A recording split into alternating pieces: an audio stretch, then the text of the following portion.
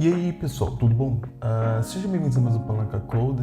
Nesse vídeo a gente vai falar e vai dar continuidade na nossa série sobre MLflow. A gente já fez o vídeo 1, que a gente justamente destrinchou um pouquinho dos componentes que a gente tem dentro do MLflow, seja do project, seja do tracking, seja do registry em si.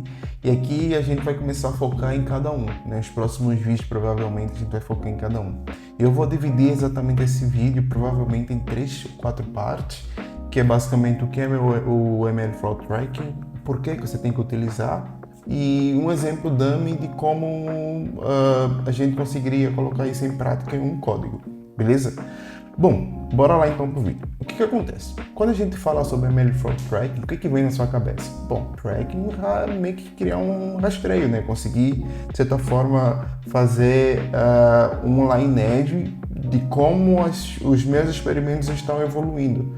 Né? Isso aqui eu estou falando em palavras miúdas em si, mas se você quer uma definição mais correta, é a forma que você consegue justamente meio que ter tudo que você está fazendo dentro dos seus experimentos registrado, né? E o que eu estou falando? Putz, seja parâmetro, seja métrica, seja até o seu próprio modelo.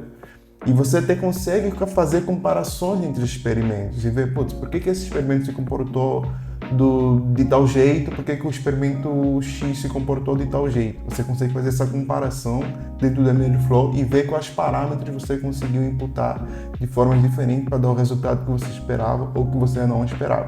Beleza? Bom, o que eu quero dizer quando você faz o input de alguns parâmetros a mais e dá basicamente, vamos colocar aqui, uma métrica de avaliação, sei lá, uma acurácia de 85, 88, 80%. Com o MLflow Track você consegue ter isso bem facilmente, basicamente bem listado e você consegue justamente acompanhar, né? Tipo, vamos supor que eu tenho um experimento A, tenho um experimento B e eu tenho o experimento C aqui, né? O que acontece quando eu tenho um experimento aqui, 2 e o 3? Para cada tentativa de treinamento do meu modelo, por exemplo, eu consigo justamente fazer um input de parâmetros diferentes, né? Tipo, seja, por exemplo, vamos supor que esses aqui são os meus experimentos, né? Vamos colocar aqui experimento. Experimento.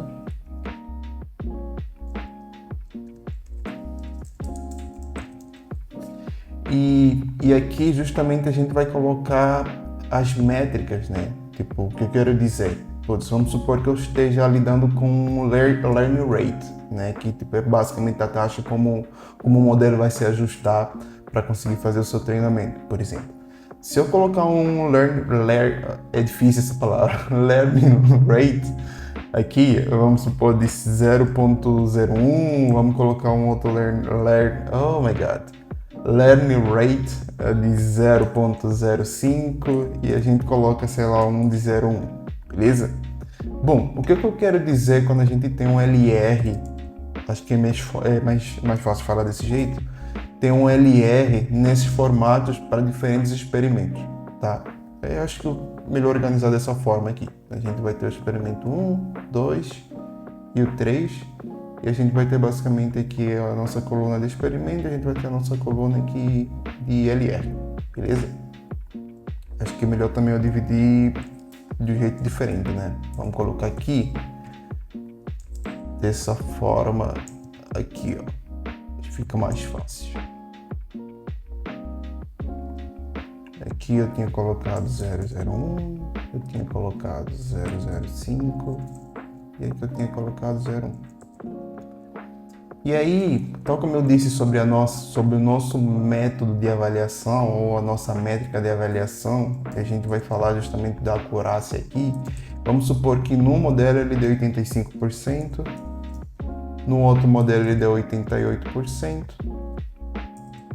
e no outro ele deu 80%. E aí vamos supor, dentro do nosso mundinho de Jupyter Notebook, onde a gente está o tempo todo descartando coisas, refazendo elas, vamos supor que eu testei tipo o experimento 1 e eu perdi esse tracking, não sei aonde eu registrei, eu sei lá, coloca no lápis, coloca num Notes dentro do seu notebook para você conseguir lembrar quais são os inputs que você teve. Pô, algum momento você vai perder isso, né? Em algum momento você não vai conseguir fazer a comparação entre o experimento 1 e o experimento 3. Então, o MLflow Tracking justamente vem com esse objetivo, né?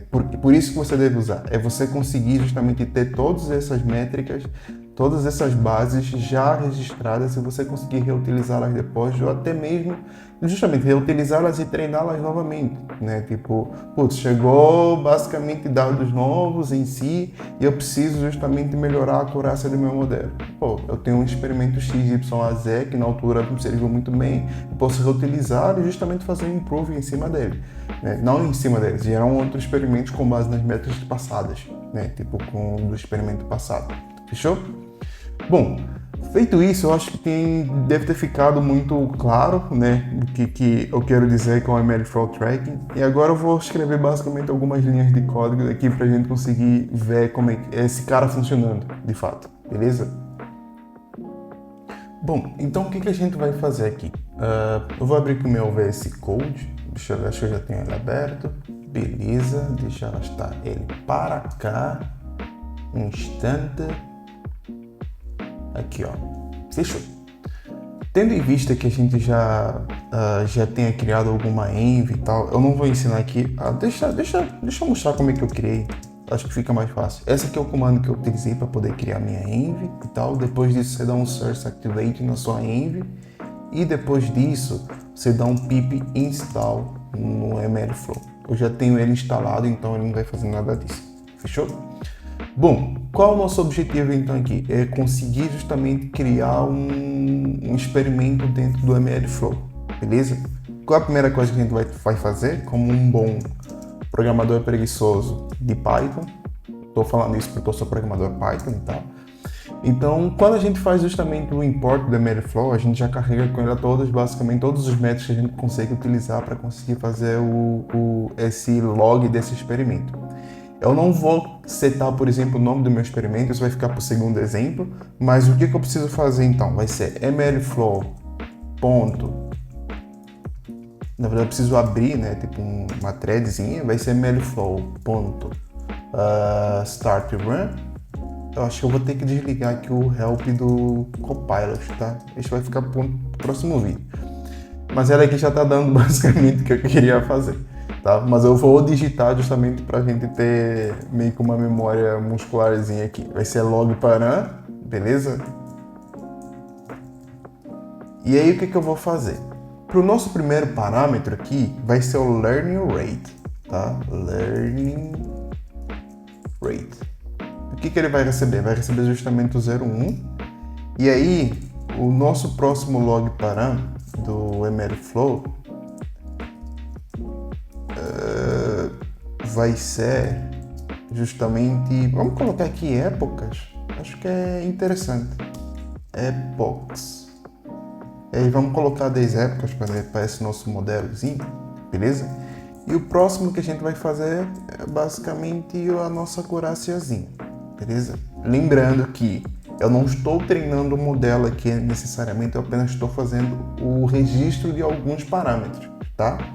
O que eu quero dizer com isso? Vamos supor que eu esteja de fato treinando o modelo. Esses parâmetros que eu estou setando aqui hard-coded provavelmente viriam de alguma variável XPTO dentro do meu script que iriam fazer justamente esse log param, beleza? Então, lembrando mais uma vez, aqui estou forçando, estou num modo hard-coded para a gente justamente conseguir simular o que eu quero dizer aqui com o tracking de experimentos, beleza? Beleza.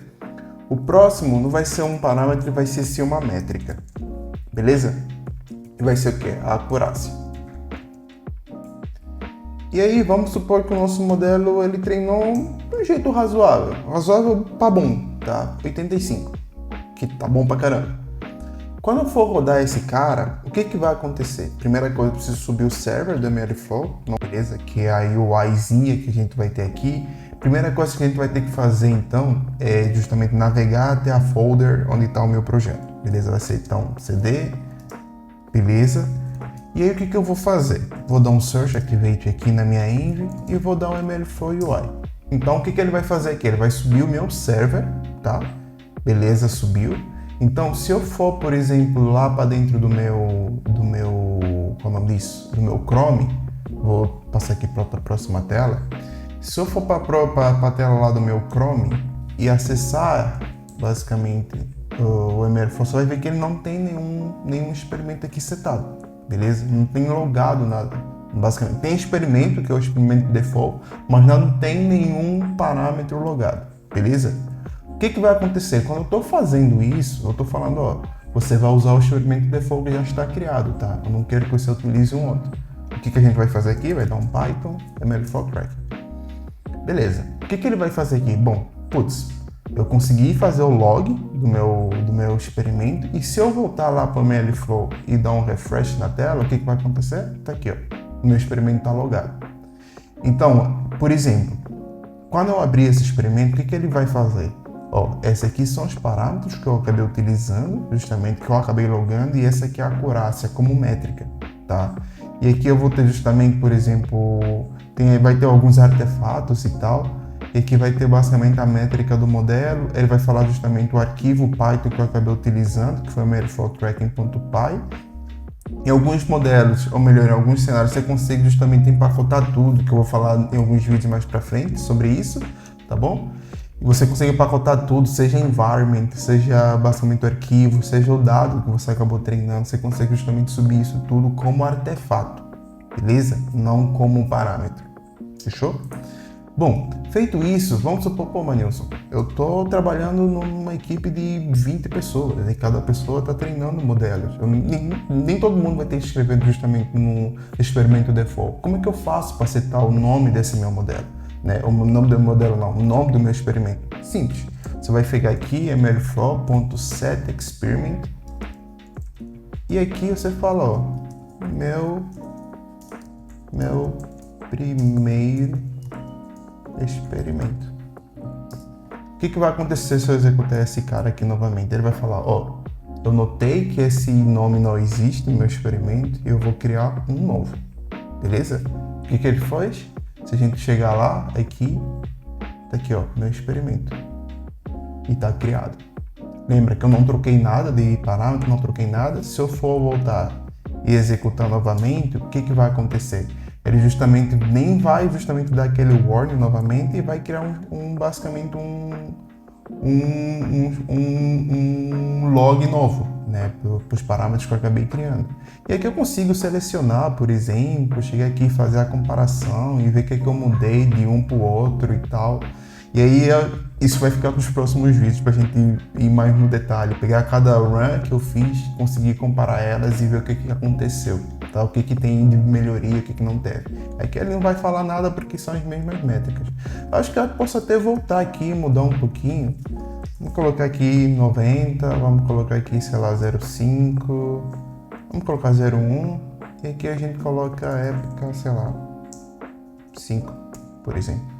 Estou colocando números empíricos aqui, vou usar o mesmo experimento, beleza? Se eu voltar para cá e nos meus experimentos aqui, pegar o primeiro cara que eu acabei executando, o último que eu acabei executando e o primeiro, e comparar eles, o que vai acontecer? Bom, ele vai começar a desenhar já algumas coisas um pouquinho diferentes aqui. Ele vai falar, pô, você usou tal métrica aqui, tal época aqui, tal learn LR aqui, tal época aqui, a acurácia do modelo foi 90 dessa vez. Então você consegue acompanhar de forma gráfica, basicamente, o que está acontecendo com o seu modelo, beleza? E você consegue interagir basicamente com os gráficos e tal. Bom, pessoal, isso daqui é o que eu tinha para hoje. Você conseguiu justamente ver as listagens em si dos seus experimentos e tal. E eu espero que nos próximos vídeos você continue acompanhando a série para a gente conseguir justamente conhecer mais e mais sobre o MLflow, beleza? Falou!